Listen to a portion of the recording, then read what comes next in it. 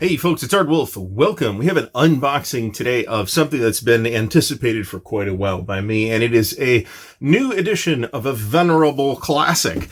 This is an original Avalon Hill War and Peace designed by Mark McLaughlin, and this is something like a 1980 game. Yep, 1980, and it's a classic game for a reason. And it's a really good game. It's got some issues in the multiplayer campaign, especially, and I would say in the campaign in general. But there are a lot of scenarios with an operational flavor, and those scenarios work really well.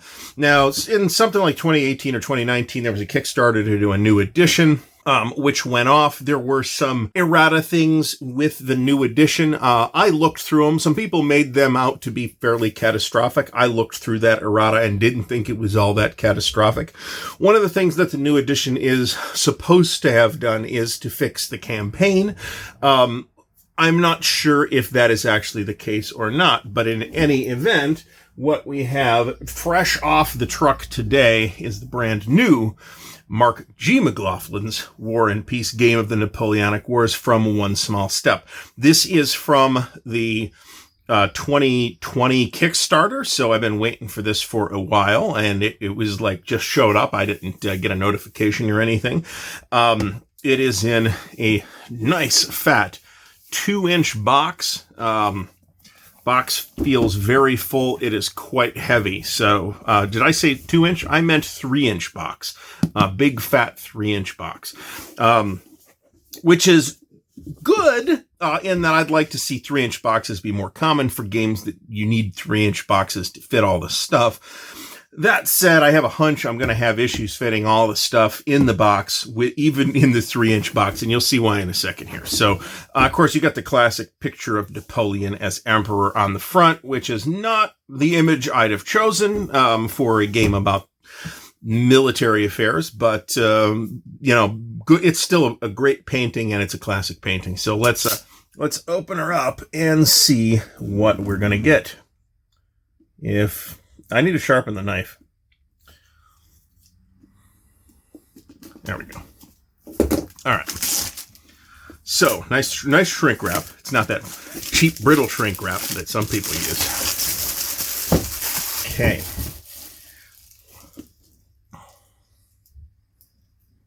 And it's got a nice vacuum seal on it, too. All right. So, box is not remarkably thick or heavy-duty cardboard or anything like that, but it's at least a 3-inch box, and a 2-inch box would have been pretty hopeless to fit all this stuff into. All right, so we have the rules of play. This looks like it is a 20-page book, full color, not what I would call richly illustrated, and I would say I wouldn't make any conclusions about the size of the print. Not super complicated unless you start talking about the campaign. It's not a super complicated game system. So yeah, there's 18 pages of rules here with some optional rules.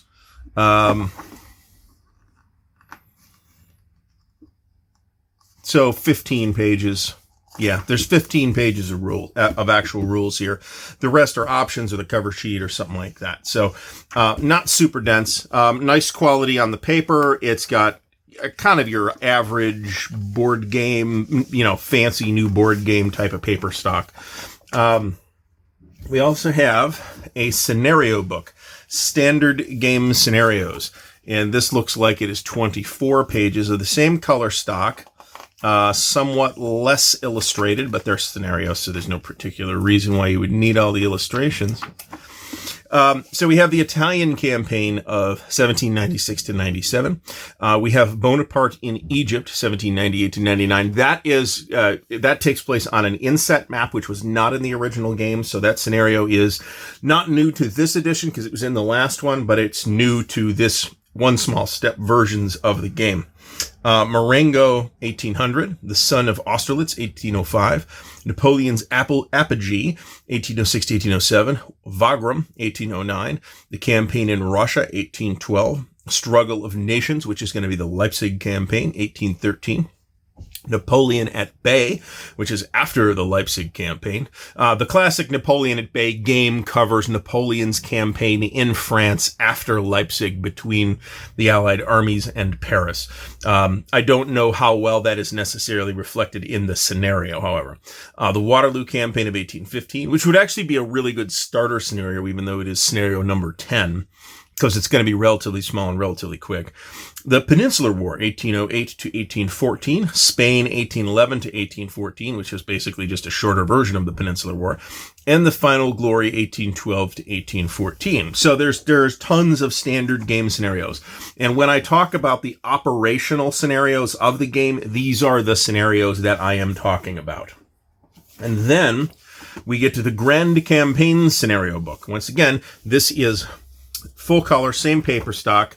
And this is no page number on the back. This is 28 pages of additional rules for the Grand Campaign. And this is where the original is on the shakiest ground. We tried a multiplayer Grand Campaign a couple years ago, and it fell apart at the seams just because the rules were not really built to support that. We suspected that the Grand Campaign, that is, would work better with 2 players. It wasn't really intended or designed to support like 5 different players, which is what we had. So, caveat emptor here. And if it's the Grand Campaign that you want to do, then maybe something like Mark's own The Napoleonic Wars would be a better choice. But definitely the operational scenarios are absolutely worth playing here. All right, so I don't know what this is. The sequel to War and Peace, Operational Methods. Using the standard game rules, it is possible to perform the same actions Napoleon himself undertook during his campaign. Perhaps the most famous of all is the square battalion. This flexible formation enables each corps to move independently while sustaining a mutually supporting shape. Now, I remember reading about this. So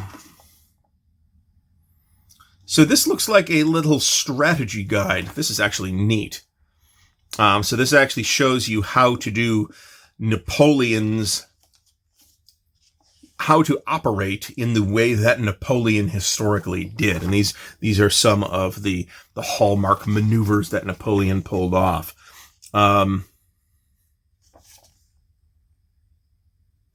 So that's actually really neat. All right, so sort of stuck somewhere in the middle of the stack here, we got a bunch of baggies, which I'll find a use for somewhere.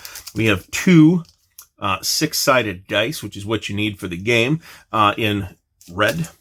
And I just planted them on the floor. Whoops, another baggie. All right, we have leader display. So here we are into handouts. Okay. All right, this is interesting. So we have a French Allies leader display. And we have an Allies leader display. And this is sort of a fold out, like page and a half type of thing here. That's very interesting. And of course, we're going to have the British, the Austrians, the Prussians, the Russians, the Spanish, and I think these guys are random minors and or the Ottomans. Whereas here, we're going to have the Spanish and the Prussians and the Austrians, all of whom were at various times allies of the French, whether they wanted to be or not. And then we do have some off-map displays here that is going to increase the footprint. The classic game, I mean, you're welcome to play. I guess you could play with the new rules on the old map if you wanted to, but it'd be tough because the counters are bigger and the hexes aren't. We have then a French leader display, which does include the French. Does it include the French minors? I don't see that. In the classic game, there were these tiny unreadable letters on the counters that told you that they were minor allies. I don't see any of those here, however. And they may have replaced that with the no, that doesn't make sense either. I don't know. We'll figure it out. All right, now we have this force pool display card, which covers everybody. Spain, England, Western and minor states, Italian states, German minor states, Baltic minor states, plus all the major powers of France, Prussia, Austria, Russia, and then Spain and England up here. England gets a smaller box because it has fewer units. Now, these are on sort of a glossy pretty thick feeling cardstock. All right, now we have, this is a 3-panel player aid card, which has quite a bit on it.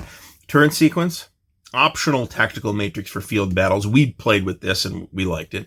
Expanded sequence of play, campaign turn sequence, the optional grand campaign combat results table, which is definitely something that I don't remember from the original. Optional tactical matrix for field battles. Is it the same one as the other one? Because it sure looks like it. This one? It totally is. That's interesting that they put it on there twice. There's a campaign game chronology, which is kind of interesting inclusion on a player aid card. And then we have the attrition table, which is very important in this game. Naval results, naval damage, weather table. Here's your TEC. One of the changes made to this edition as opposed to previous editions is that in the classic edition, rivers ran through the centers of hexes, and then you had rules for, well, you entered the hex from this direction, so you get the river penalty, and it was weird, clumsy, and overly fussy. And this edition does the sensible thing of moving the rivers to the hex sides. All right, so we're into counters. And I was incorrect in my statement earlier that said the counters are larger. These are half-inch counters, which I'm pretty comfortable with, actually. All right, so we have the siege markers. We have the demoralization markers, which are thoughtfully in a nice bright yellow so you can see them. You're not going to miss them. I like that. I like to have eye-catching and or uniform colors for markers. Especially like status markers that go on the map, as opposed to stuff like this where I don't even know what you're using this for. These are to track various things on the displays. All right. Now the counters themselves are on a very thick brown core stock, not to 100. Pretty sure these will fit in my clipper, but I could be mistaken. We're going to find out soon. So nice thick brown core, and they're quite glossy. Not sure how I feel about the glossy. Everything in here is pretty glossy, except the map, which is not. We'll get to that in a second. I prefer matte finishes because they cut down on glare. All right, so we have what appears to be the Russians and the Spanish and the miscellaneous miners here. And we do have little notations on the units that say that they're of a specific miner, but in this case, they're actually readable. The Avalon Hill counters were not good. Not at all. Very difficult to read. Here we have Austrians and French, obviously. Okay. Here we have British, some Prussians. And where are the leaders?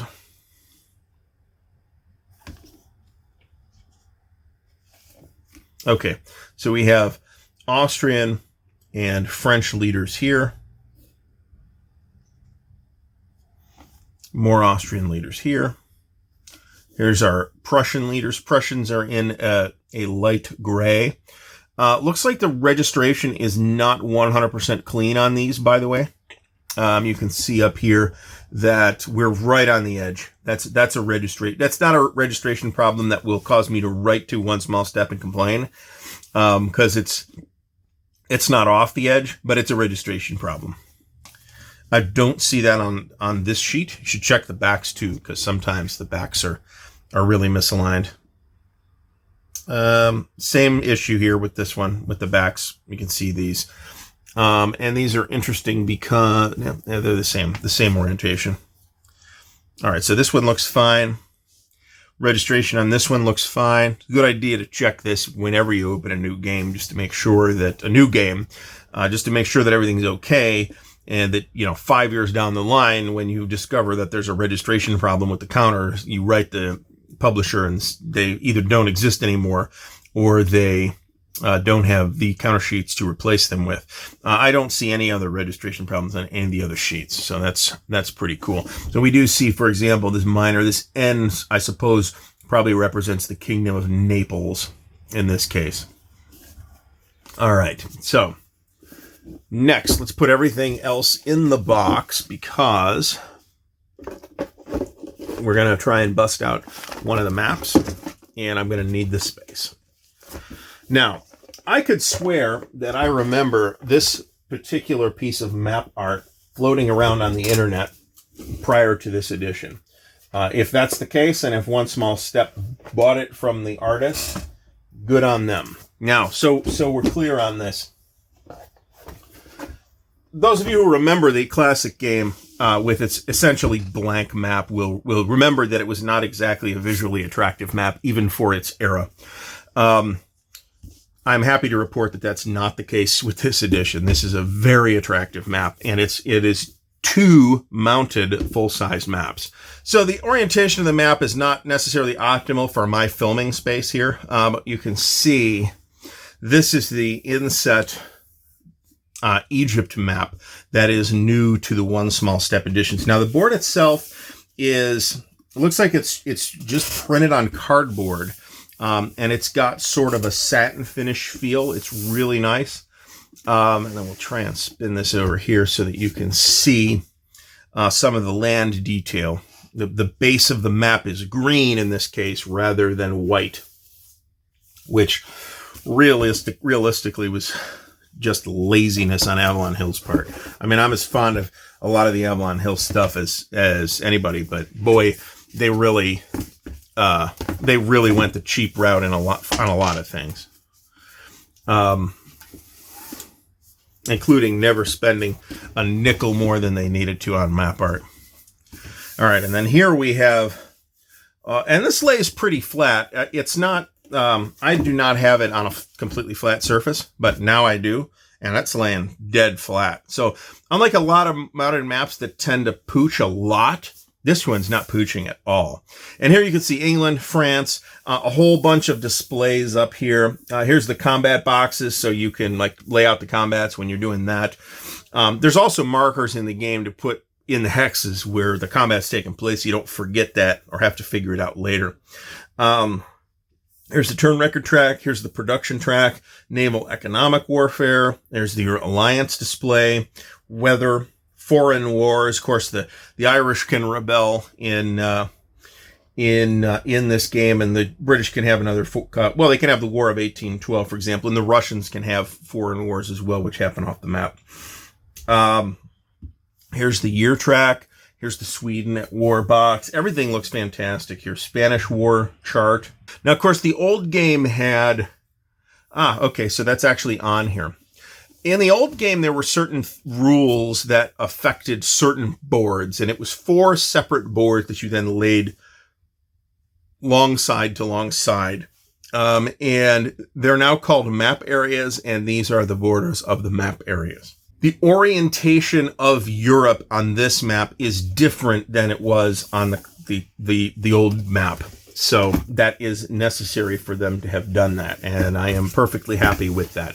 I mean, if you think about the one map map 1 would just be Spain, pretty much. All right, so folding this guy back up here, preferably without breaking him.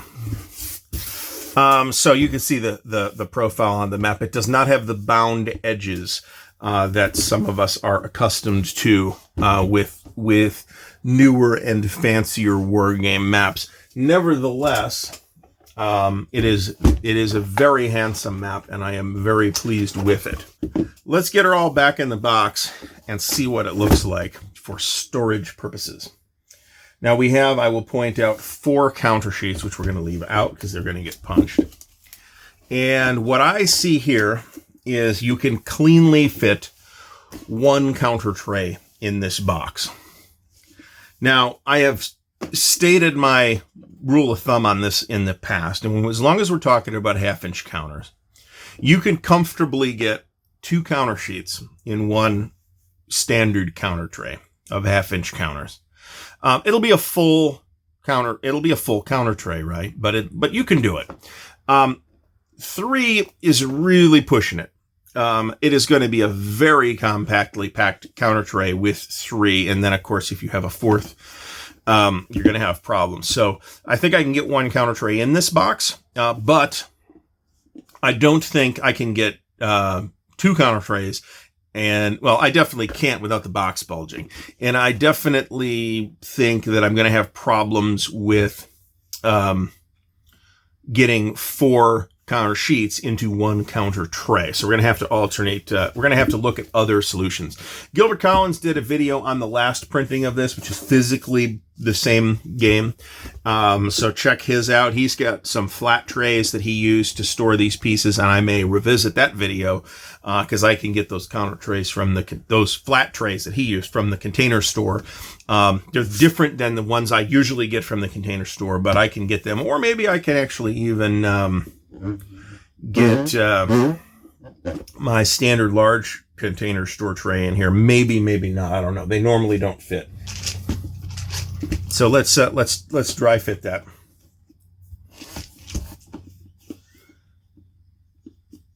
All right, I can make this work, but it's going to bulge a little bit by about 1/8 of an inch. So this can fit as well. And so I may do that. I may end up doing a storage video on this. We'll see. I don't want to derail the unboxing too much. And what we have is Mark McLaughlin's War and Peace. This is the 6th. It doesn't say that. I suspect it doesn't. So they didn't have to. It does say 6th edition. So that makes the previous One Small Step edition from the first Kickstarter the 5th edition.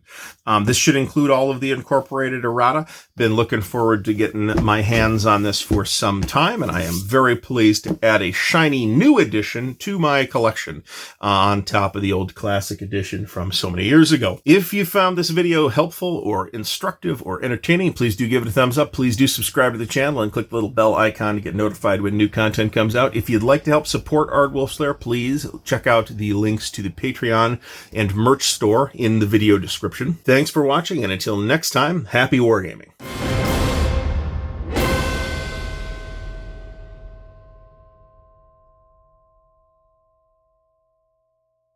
So let's open her up and see what we get. Let's open this one because this is the one with, there we go.